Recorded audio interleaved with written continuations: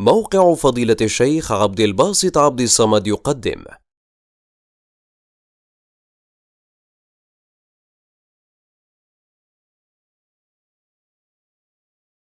أعوذ بالله من الشيطان الرجيم. وما نرسل المرسلين إلا مبشرين ومنذرين ويجادل الذين كفروا بالباطل ليدحضوا به الحق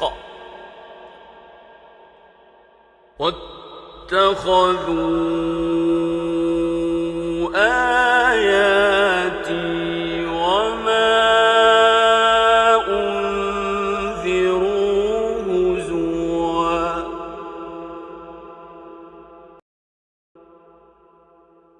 ومن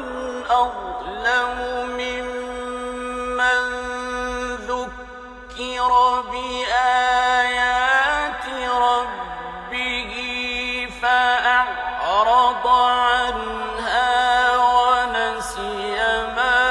قدمت يداه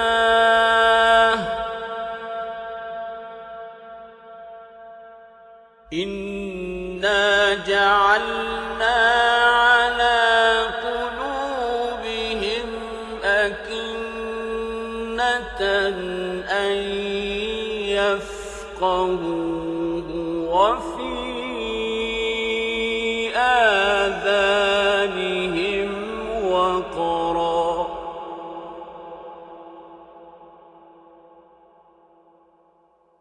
وإن تدعهم إلى الهدى فلن يهتدوا إذا أبدا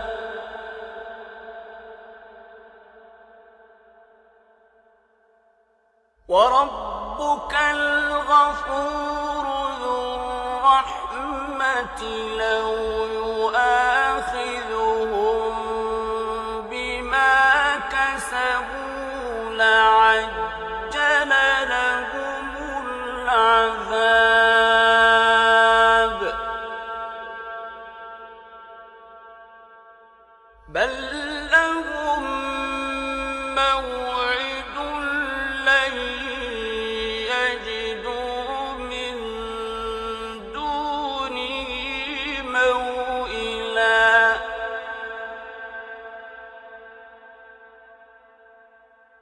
وتلك القرى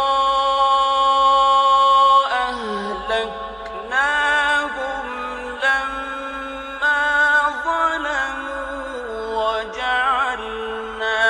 لمهلكهم موعدا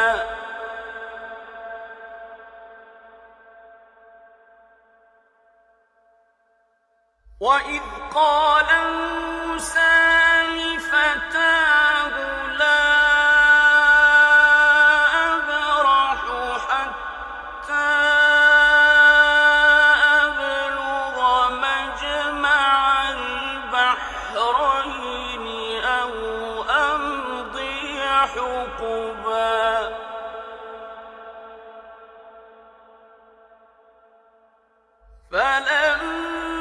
فلما بلغا مجمع بينهما نسيا حوتهما فاتخذ سبيله في البحر سربا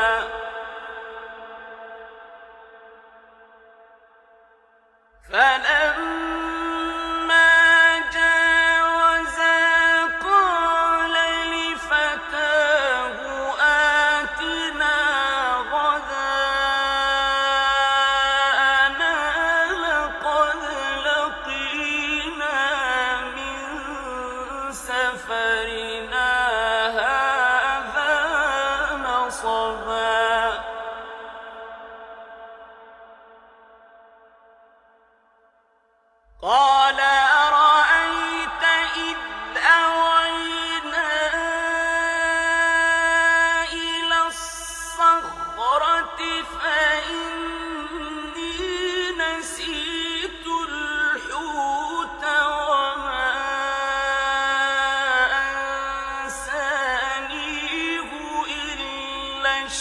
الشيطان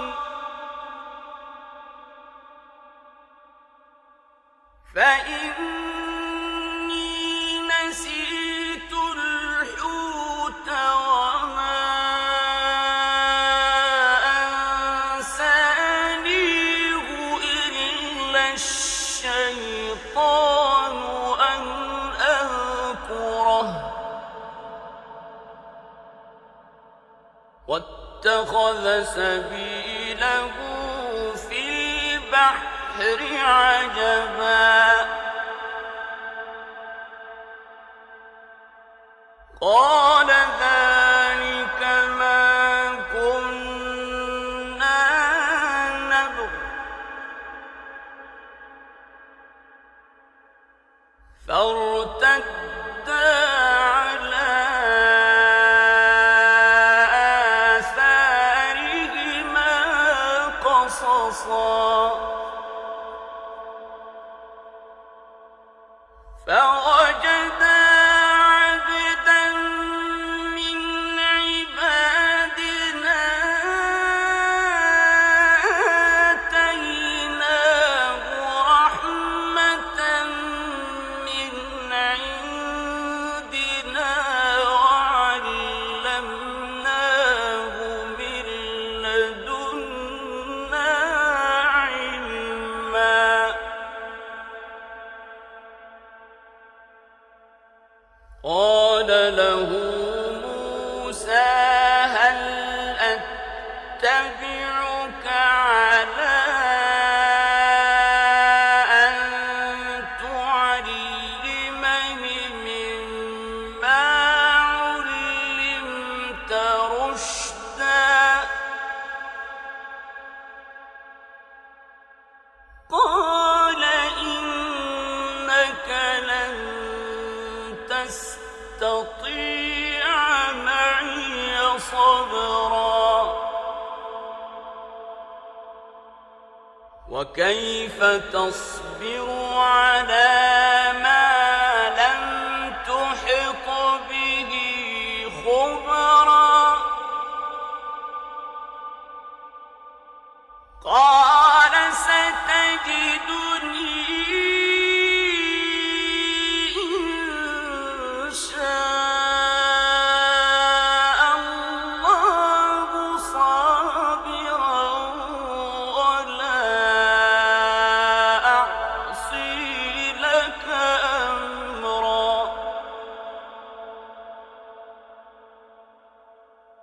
قال فإن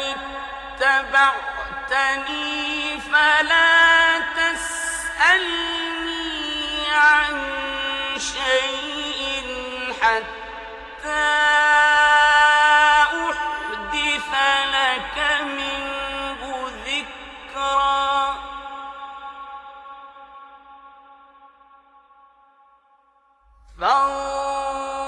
فانطلقا حتى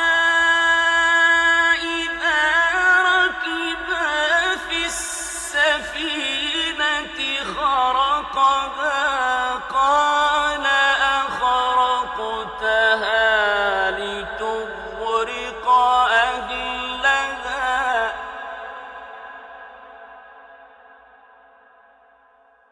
قال أخرقتها لتغرق أهلها لقد جئت شيئا إمرا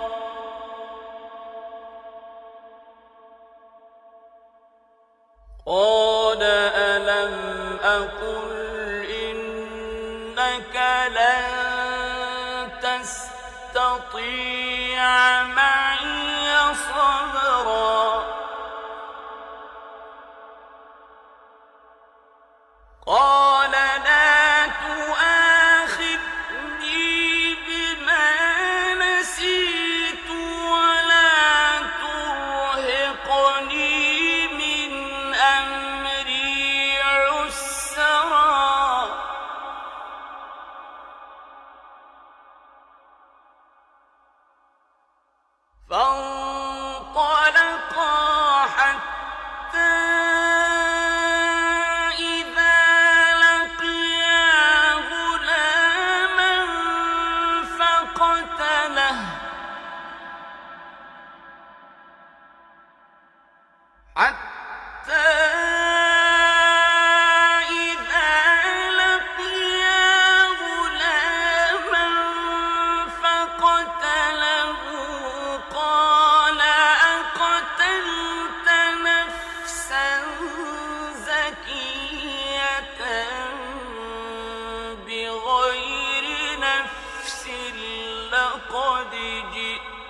شيئا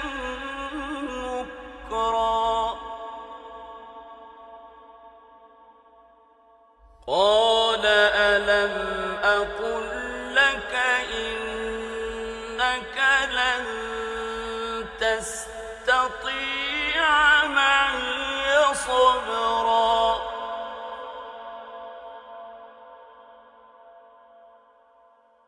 قال إن سألتك عن شيء بعدها فلا تصاحبني قد بلغت من لدني عذرا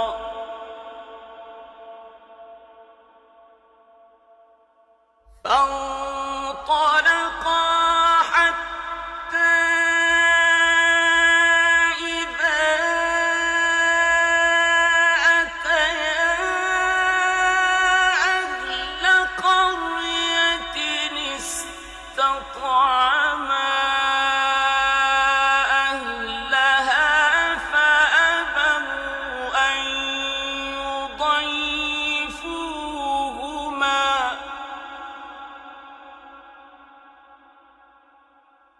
فأبوا أن يضيفوهما فوجدا فيها جدارا يريد أن ينقض فأقامه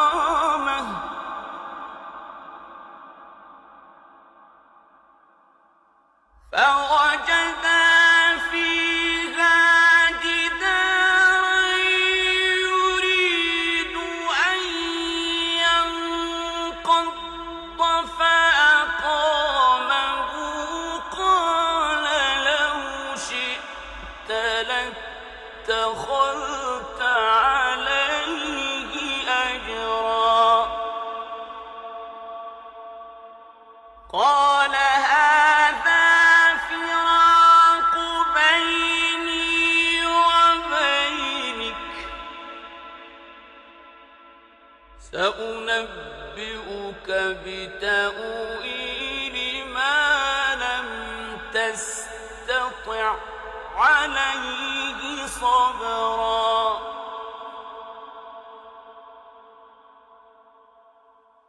أما السفينة فكانت لمساكين يعملون في البحر فأردت أن أعيبها وكان وراءهم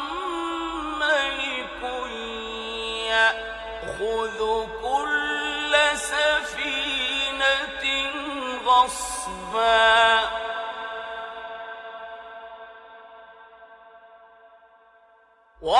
وأما الغلام فكان أبواه مؤمنين فخشينا أن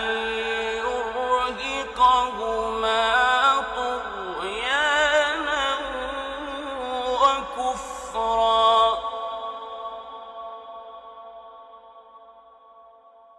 فأردنا أن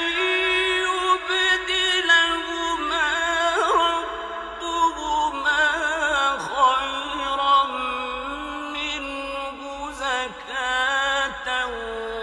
وأقرب رحما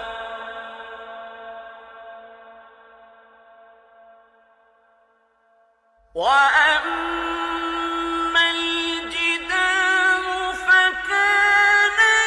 لغلامين يتيمين في المدينة وكان تحته كنز لهما وكان أبوهما صالحا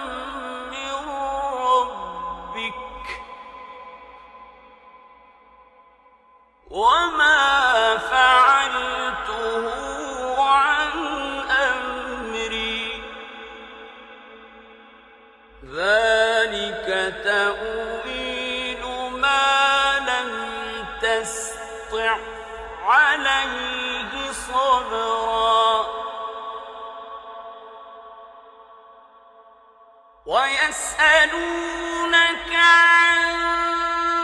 ذي القرنين قل سأتلو عليكم منه ذكرا إنا مكنا له في الأرض وآتيناه من كل شيء سببا فأتبع سببا حتى إذا بلغ مغرب الشمس وجدها تغرب في عين حمئة ووجد عندها قوما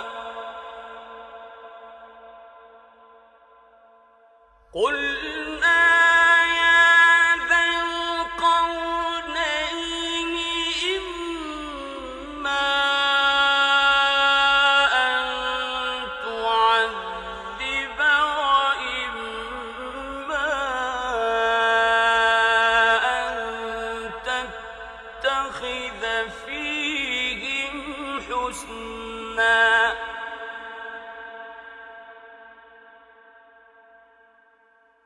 قال أما من ظلم فسوف نعذبه ثم يرد إلى ربه فيعذبه عذابا نكرا